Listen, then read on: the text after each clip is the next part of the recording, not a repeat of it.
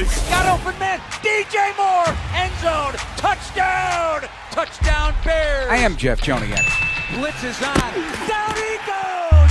Oscar. What was it like playing for Coach Ditka? I don't want to answer any questions like that. Pressure coming. He's in big trouble. Down he goes. Montez Sweat. And etc. Now, Bears Etc. brought to you by Chevy Drives Chicago, the official truck partner of your Chicago Bears. A near miss, down to the wire, ball in your hands with a chance for another come-from-behind win on the road at the site of Super Bowl 60 in primetime. And this time, it was not meant to be. With Super Bowl winning Bears guard Tom Thayer, I'm Jeff Joniak. We discussed today on episode 199 of the Bears Etc. podcast.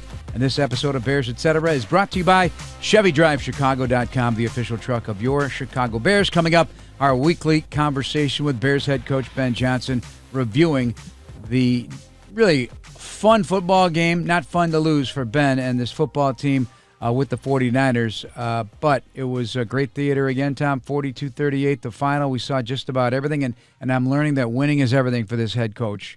The losses really do hurt. Not a matter of how they come to be. That's no matter how they come to be, and that's partly why I love about him as a head coach. Listen, winning is the same for us, Jeff. We don't walk out of there feeling satisfied because the Bears went down to the last play and they ended up losing. The only thing that matters to is the people that are outside the building that are tuning in on their radios and TV, listening and watching the game, and they have no fight, no stake in the fight, and they enjoy it because it is great TV. The network's got to be loving it. Yeah. It's incredible what the Chicago Bears have done for the NFL this season. But for you and I, and for Ben, and for anybody else that's on that plane traveling home, they're not happy. They're not satisfied, and I think that's really the mentality that you have to start living with, because that's not only the mentality Ben wants, but I think that's the mentality we all have. So the team spent an extra night in Menlo Park, just outside of San Jose and outside of Santa Clara after the game. And so what amounted to getting these guys some extra rest, so they don't have to get up in the middle of the day to start their day, and review for Ben. And we'll hear his review in a minute, but it gave you a chance as well to review what went on in this game. And I want to start with Caleb. It was his best game, in my opinion. I want to see what yours is. 330 yards, a couple touchdowns, and the fight to the finish. And that's what Ben, before the game, asked for, is a fight to the finish was part of his path to victory, and they almost got there. Yeah, numbers-wise, it was Caleb's best game, and I think that's what most people look at nowadays is the analytics that are associated to each and every game you play. But if you go back and you look at it and you think of some of the plays that got away, that's kind of frustrating, because as well as the Bears did offensively, as many points as they scored, there was still more to score. And so I guess when you're looking for perfection, and maybe that never comes in the history of football, but we have put Caleb on such an elevated shelf that we have these expectations for him. He's shown that the worldwide of football fans that he can take he can take the Chicago Bears down to the fourth quarter and challenge any football team out there. And that was exciting for us to see. But again, I still think that Caleb is not even close to where he's ultimately going to be in this developing relationship between he and Ben. Caleb was 5 of 5, 150 yards and 2 touchdowns on his deep balls, 20-plus yards. So now he's got 10 20-plus yard touchdowns. That's number one in the NFL. And I think from where this started and where it's going is a big sign of the future, Tom. If this was a winding path and you saw different mileposts and signs of encouragement, you'd say you're inching towards really something special going on here. It is. All right, think of the guys that were here before Caleb. When you think of DJ Moore and you think of Cole Kmet, you think of DeAndre Swift throughout his career and where they expected themselves to be. And then you look at Colston Loveland, you look at Luther Burden, you look at Jade Walker, you look at Monangai, you look at all these young guys that are being included in the offensive package. And I'm not leaving, Theo Benedette or Ozzie Trapillo out because they're playing an enormous role here. But the playmakers, the guys that score touchdowns. And when you look at those 2 touchdowns by Luther Burden and Colston Loveland, these plays are being run. There's a subtle hand up to let the quarterback know, look, man, I'm ready, willing, and able. Throw me the ball. And he did both times. So that type of communicative development within the system by rookies at this stage of the season, it's going to pay dividends for years to come. Bears fans, gear up at the pro shops at Soldier Field, your home for officially licensed jerseys, headwear, hoodies, and more. Open daily near the Veterans Memorial Water Wall. The pro shops at Soldier Field, a Fanatics experience. I thought it was crazy when I heard it, and he said it more than once in these interviews, Ben, about that free down. So they incorporated a particular cadence hard count, and they practiced that and did it in the walkthrough the morning of the game. So that to me is fantastic. So it all happened the way that he wanted it to happen. And Loveland's route, watching that again, because the defense naturally, you see them ease up, the flag, right. But Colston blew off the line of scrimmage. He ran his route with intention and purpose and got himself open. And Caleb, like you said, he put his hand up in the air too, and Caleb found him with a great throw. That was fantastic execution and foresight and planning. Well, it's incredible foresight by Ben to work on the hard count on that specific play to try to get the defense to jump off sides. They did, and the Bears offensive line went right to work, and they were able to control. In the history of the NFL, Jeff, the first replay ever used was because of a hard count by the Chicago Bears against the Cleveland Browns. And as we were breaking the huddle, Jim McMahon said, all right, you guys, I'm going on 3. I need your discipline. So Jay unfortunately snapped the ball on 2.5 and the ball went by McMahon. The Cleveland Browns defensive front chased the ball, fell on it in the end zone, and they had to go to replay to make the decision, and they got the touchdown. So what I'm saying is you can go to the most disciplined of football teams with an experienced offensive line, and they can, kind of screw that thing up. That's why I admire, the foresight of Ben to kind of announce to these guys that, look, this is what we're going to do, and this is what may work out because of what we're going to do. I'd love after the season, because I don't know, you don't want to give up too much strategy and thinking because that can easily be picked up upon out there. I'd love to talk to him about that. Was it the down and distance and where they were at in the field where that play was going to be called? Because it was so matter of fact that he said it. I thought that was really interesting. Listen, in all my years and some of the greatest coaches in the history of the league I've ever played for, not one time as a coach ever said, hey, we're going to work on this hard count at this down and distance in this play to get these guys to jump. It's just something that repetitiously that you are ready for, but it was never predictable. And then, as you pointed out on the tape with me, thought we'd never see the day that Theo Benedette would be a route runner drawing double coverage. And I wanted to ask Ben, and I left it off my sheet. Well, you'll believe me, you talk to him enough that you're going to have that chance. But really, if you go back and look at it, 3 receivers to the right, and it's the outside is Cole Kmet, then you got Colston Loveland, and you got Theo Benedette, the inside most of the 3 receivers. And he's actually double covered and a 79 jersey, and they let Colston have space to raise his hand and tell Caleb he's ready. Yeah. Like you said on the air, I'm glad Caleb didn't go with the short throw. He went with the long throw, the big ball there. That's where his head is at all the time, I believe. Good news, Chicago. United Airlines is getting brand new planes with all the bells and whistles like Bluetooth connectivity, screens at every seat, and room for everyone's roller bag. United, proud to fly the Chicago Bears, and you too, and United did. We just got back from San Francisco shortly before taping this podcast. With that, let's listen to Bears head coach Ben Johnson after the loss to the 49ers.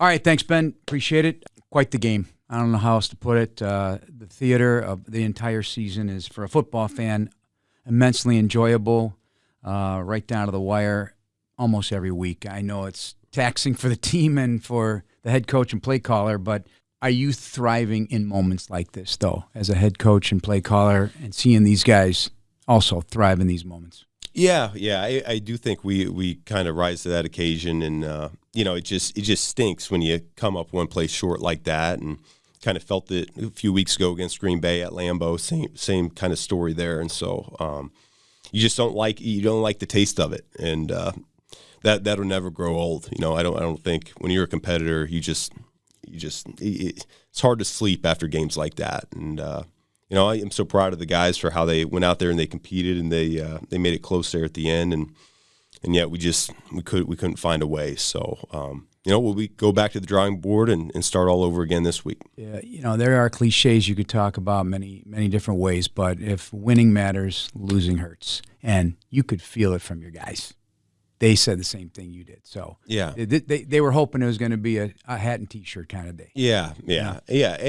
And we acknowledged the fact that morning. We acknowledged yesterday morning. We acknowledged the fact that we had won the division. All right, we gave each other high fives real quick, and then we quickly turned the page. We wanted to win this game. We traveled 4.5 hours to win this game, and so you kind of lose an opportunity to really feel like you earned that division title because you got it from a loss instead of another team's loss, rather than you actually winning it yourself. And so I don't know. It's just a little bit of a weird feeling, and I guess you got to be in our shoes to really experience that as a player or as a coach. But that one, it still stings. It's going to sting for a while, and you never know when you get another chance to play that team. Is it segmented stings? Because from start to finish, in a game like that, anything you can look back, hey, you know what? This could have changed the course of the direction of the game. Yeah, I mean, when it's that close and down to the wire like that, you always go back and you ask yourself, what could I have done a little bit better? That's as a coach and as a player both. And so I think we have that's a long flight home, the next day when it goes down like that. So I've learned in this short time that we've been together that, yes, losing does not sit well with you. Mm-hmm. And no matter if it's close or big, it does not sit well. So are you telling me you didn't really sleep last night and that you spent the entire flight poring over the tape? Yeah. I got a little bit of rest. I'm trying to get over this illness myself, and so you got tagged with it too, huh? Yeah, you're it. I had a little NyQuil and got a little bit of rest, but yeah, it's been nothing but thinking about the game since I've been awake. So you come back 4 times to tie this game and then take the lead. Does this mark this team as a bigger threat than many may not understand, because you guys are living from the inside out, knowing what the lion or the tiger or the animal that's in this team right now, this beast? Man, I tell you, I just think every single week we go into a game, and it doesn't matter who we're playing, but we always think that there's a way to win that game and a path to victory, if you will. And if we bring those elements of that to life, we play to our strengths and exploit their weaknesses, we feel like we can come out on top. And, you talk about cliches. I know that's cliche as well, but at the same time, it is so true for our approach and how we go into each week. And so, I think this week we need to find a way to beat Detroit. And then once we make it into the postseason, we need to find a way to win week 1. And then on and on and on. And that's really the name of the game. And that's what we've been doing all year long. Yeah. You're not one to really do a lot of coach speak. So the closest you come is win one game at 1-0 each week. Yeah. That's as close. But I appreciate the quote of, we're going to investigate and find every resource possible to go 1-0 each week. And that's right. To me, that's giving you the full roster, all the different coaches, all the different elements, the matchups or whatever that you guys explore ad nauseum. So have you been pleased overall with the constant preparation that's going on behind the scenes that we don't see? and it's even beyond the immediate coaching staff, position coaches, but everything that goes into getting a win in this building. Yeah, I think we've had a tremendous setup here. Ryan's done a great job implementing a lot of people, and to see it be so well ran from, training room, equipment, video. I mean, it's like a well-oiled machine here at this point of the season. And they all have a big part of what we're doing, the success we've had so far this year. And so, it takes a village. We've been saying that all year long, and that couldn't be more true. Some specifics of the game that caught my attention. Booker, the pass rusher. He's a guy that did get his hands up, knocked down 2 passes, had that sack. He's got this big step, and he eats grass quickly to get to the quarterback. Is he rising? Yeah, he's got. I mean, since he got back, he's been a fairly disruptive player for us, and so someone that you got to account for. I think he's doing a nice job in the run game as well, setting the edge and being slippery at times for those tackles. And so, no, I'm very pleased with where he's at right now. I think he's going to continue to ascend. What makes Burden a tough out with the ball in his hands? It's one thing to have the agility, the movement skills, but there's a toughness of it. I know you guys love that about him, but is there a little bit of surprise or just impressed? Yeah, I think the start-stop ability is really rare for a guy that's as big as him. It showed up on his Missouri tape, and it showed up again last night multiple times where he's running an out-breaking route, and he can put on the brakes immediately, not run out of bounds, get vertical.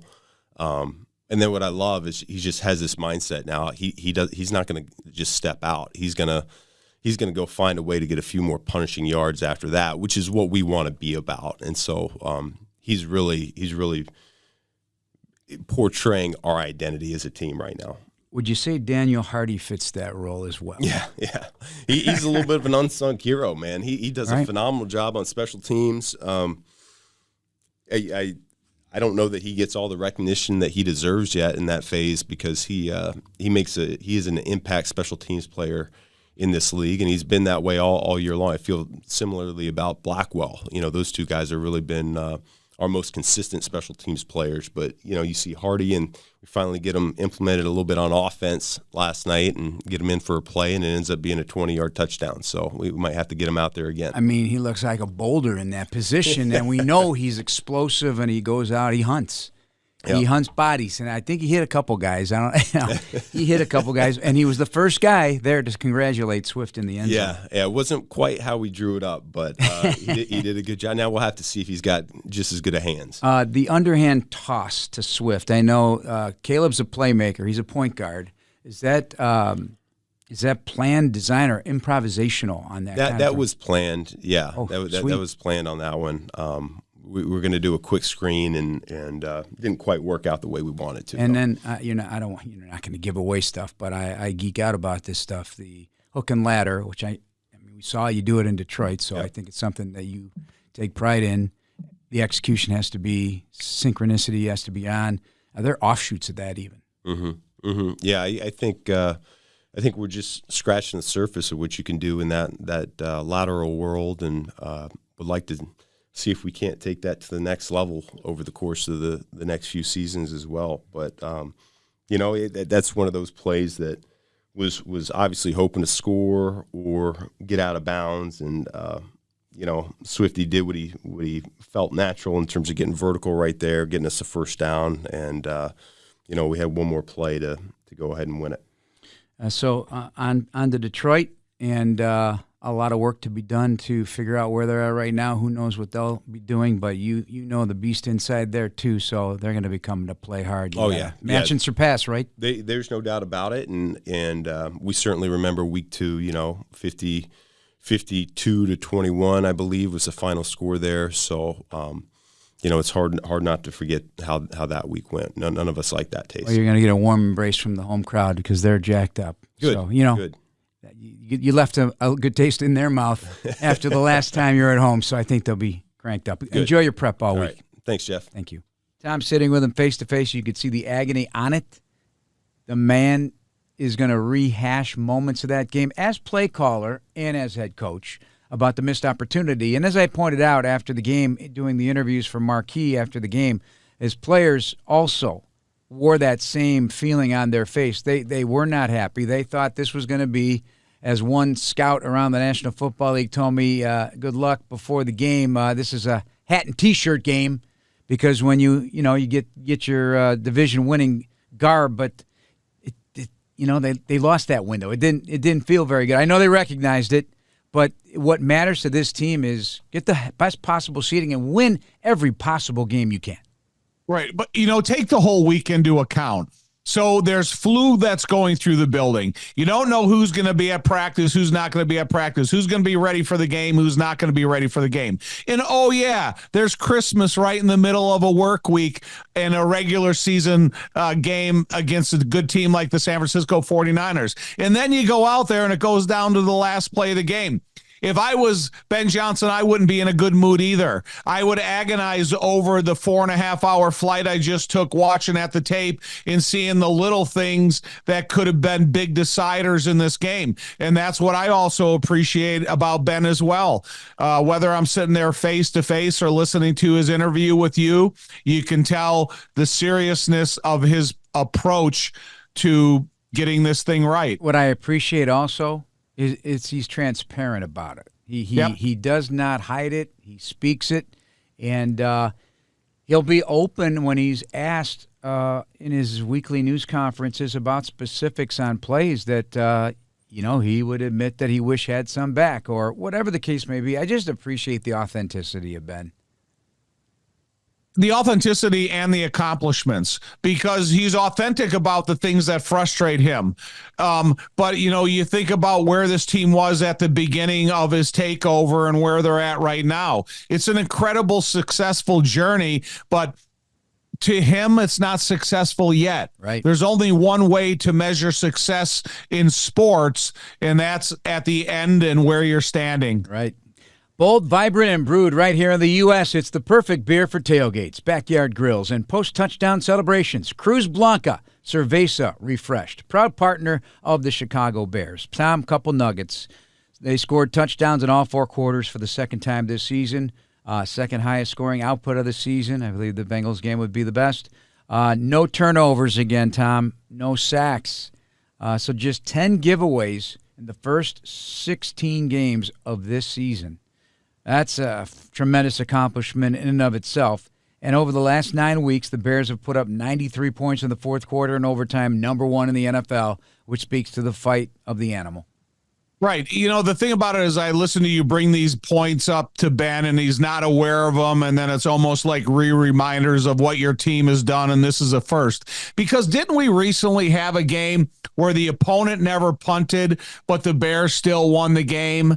I thought that was fresh in my memory. And I just think of this season there's a lot of firsts that's going on. And so am I surprised at the end of the day? Not really, but it's interesting to see what the new first is. Yeah, it was Green Bay.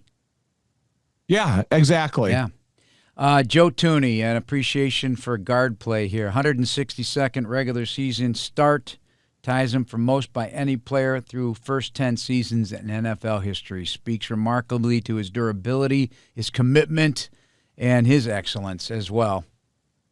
Listen, you go back and look at both offensive guards on the Luther Burden touchdown, because Joe Tooney had a one-on-one and he ended up burying his guy. But then it was a great one by Jonah Jackson. So he first secured the block for Drew Dahlman, saw out of the peripheral vision that Darnell Wright may need a little help, and he gave a burying shoulder that completely depleted the guy. So, Joe Tooney, the guy has been the most incredible technician and fundamental player since I got to bear witness to him all throughout this season. But it's also nice to see Jonah Jackson, the job he's doing, because even on the call and the touchdown, you recognize it immediately that it's going to be a touchdown, and a lot of it is going to be because of Jonah Jackson. And that's the way it worked out. So Joe Tooney, Jonah Jackson, all the offensive line, just my hat's off to you guys. That was on one of Swifty's touchdowns. Bold, vibrant, and brewed right here in the U.S. It's the perfect beer for tailgates, backyard grills, and post-touchdown celebrations.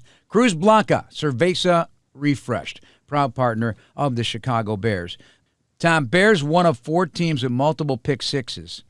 And for it to happen for the Bears on the first play from scrimmage, which T.J. Edwards did, is the first time since 1978. I don't know who did it back in 78, but the way you guys were marauding the NFL during the 85, 86, 87, 88, 84 before you got there, I'm surprised that didn't happen then. But TJ, I spoke to him after the game as well. He says, yeah, the ball in my hands, I'm used to it. I used to be a quarterback, so it was fun for him to get that tip. But that was by virtue of Jalen Johnson breaking on that pass and tipping it up in the air. And I thought, wow, here we go. This is going to be a big day for the Bears. And it was a big day for the Bears. It just didn't come out with a win.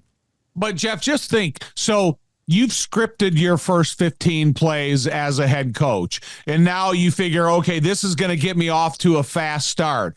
All of a sudden, you're not even into your script, and it's play one, and the defense is going the other way for a touchdown. You just think about that thinking process of the play caller and the play developer. If you're in play one of your script and there's already a touchdown against, so there's a lot that goes into the emotions of the play caller when something like that drastic happens. Yeah, I kind of look at it like an opening kickoff by the Bengals against the Bears, right? Hits you in the mouth right away, wakes you up. That's what happened. Unfortunately, the 49ers don't need any waking up right now. They are offensively playing at a very high level, so a very tough football team right now to deal with.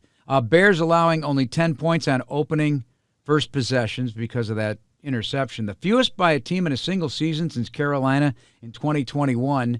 And those first possessions for the first and second half, they are tone setters. So it's important that that's being handled in that way.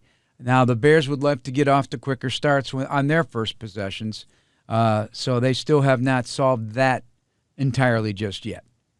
Well, it makes me think of the coin flip, because I think you asked Ben a couple weeks ago, if you win the coin flip, what do you like to do? I don't care, Jeff. We'll do whatever we need to do. And that's the way he goes about his business. So they win the coin flip. They give the ball to San Francisco. They get a turnover for points the first play of the game. And then, the game really starts from there, and they come out and have the opening possession in the second half and go down and score. So exactly how it's supposed to work out. I got to ask you about Colston Loveland and what you're seeing from him that gives you a lot of hope for the future at that position. 36-yard touchdown. We talked about that in the second quarter, but 2 fourth-down conversions, receiving. His blocking has been stellar as well. We are seeing just the beginnings of what could be a very special player here for the Bears. That appears to be the anticipation at this point. Right. Listen, the variety of skills that's needed to be a top caliber tight end in the NFL has changed over the last 20 years.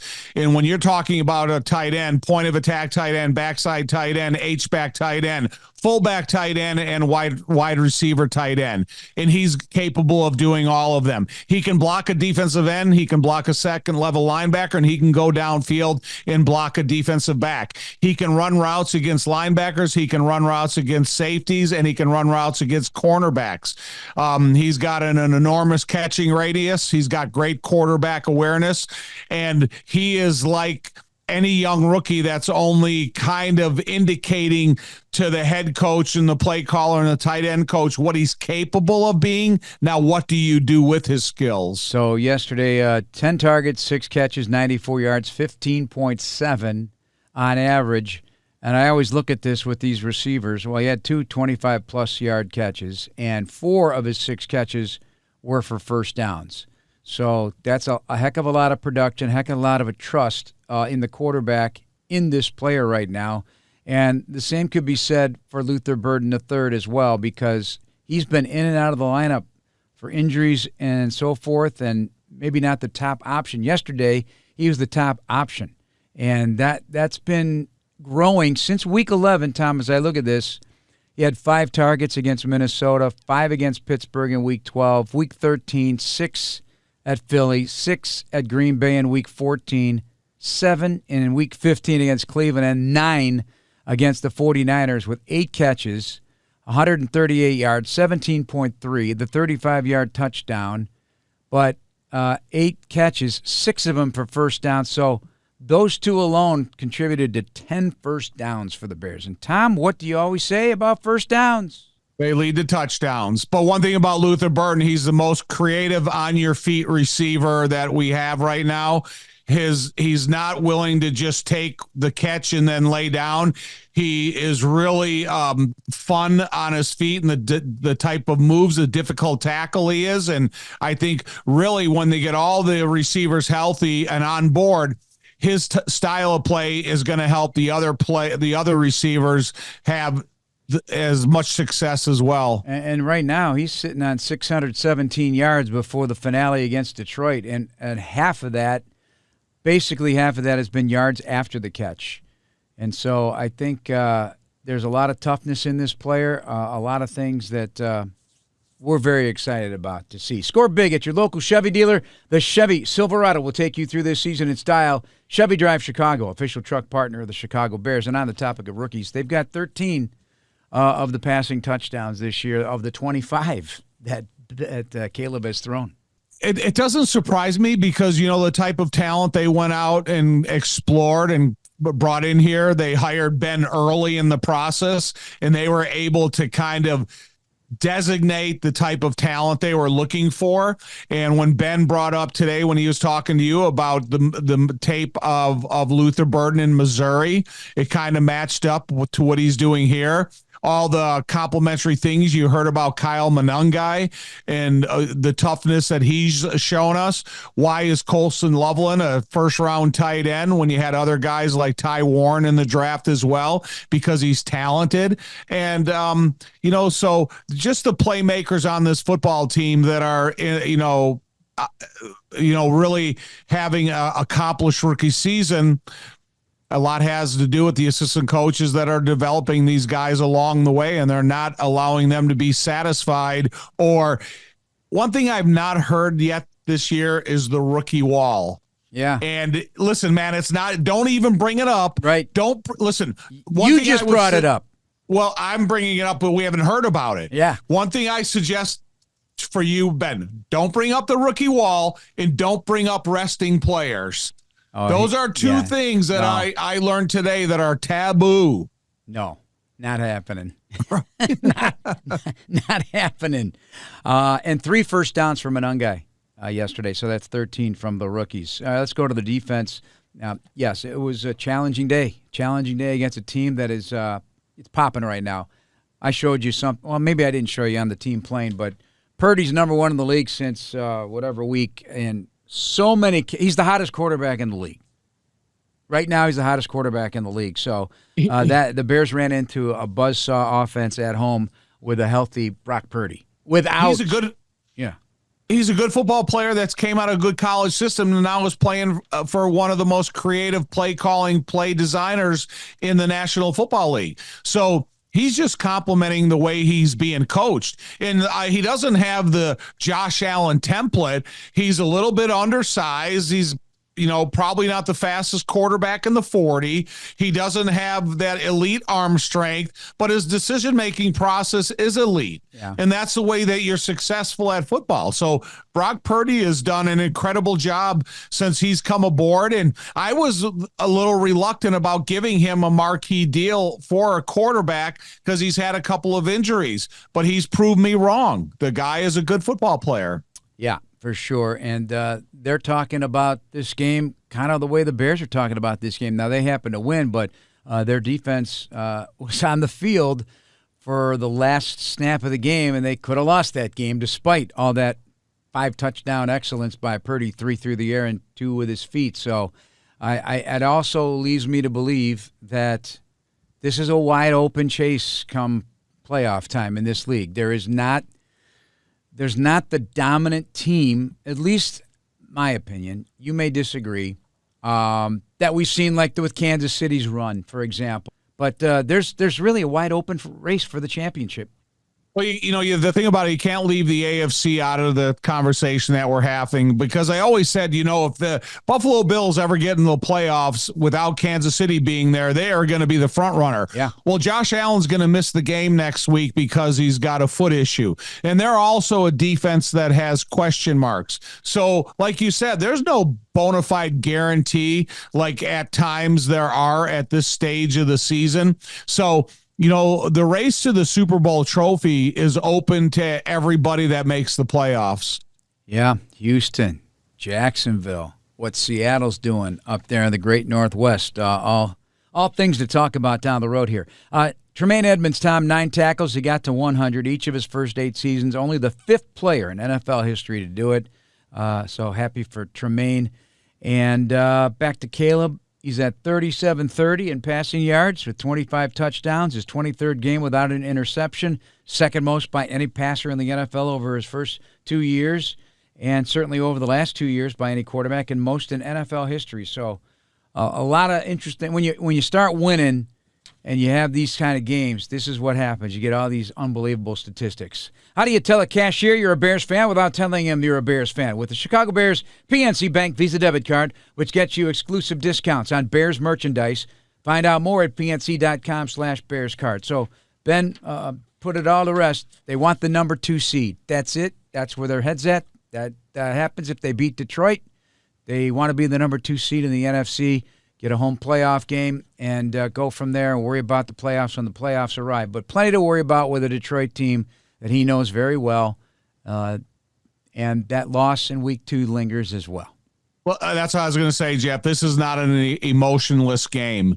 This is a game that's going to carry a lot of emotions into it, both from Detroit and Chicago. There was a big lopsided win by Detroit in Week 2, but a lot of things change in an NFL season when you play a team Week 2, and now you're playing them Week 18. And there's a lot of difference when you play a team indoors. Finally, you play them outdoors on natural grass. The weather's not going to be horrible, so that's not going to be like the deciding factor in this game. All right. So what will be? It's going to be, the ability for the Bears to have the same success on offense that they've had over the last couple of weeks.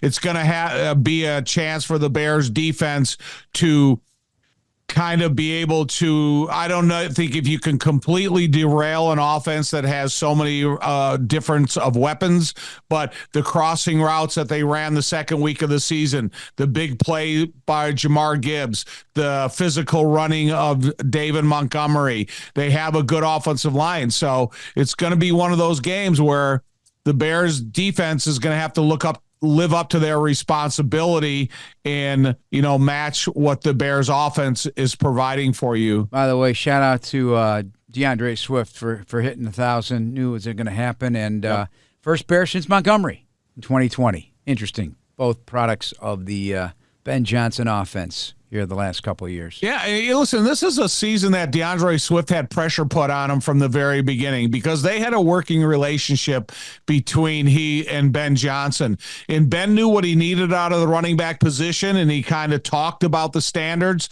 and DeAndre Swift is delivered in so many different ways. Yeah, I don't think he kind of talked about anything. The standard is the standard, right? That's what we're learning from Ben and his coaching staff, and certainly Eric Bieniemy as well. Real quick on Swift, 9 rushing touchdowns, 59 first downs rushing, 1,047 yards rushing, and 29 10-plus yard plays this year. It's a really good yard from scrimmage season for DeAndre Swift, so way to go, and still yet to go. One more game. Score big at your local Chevy dealer. The Chevy Silverado will take you through this season in style. Chevy Drive Chicago, official truck partner of the Chicago Bears.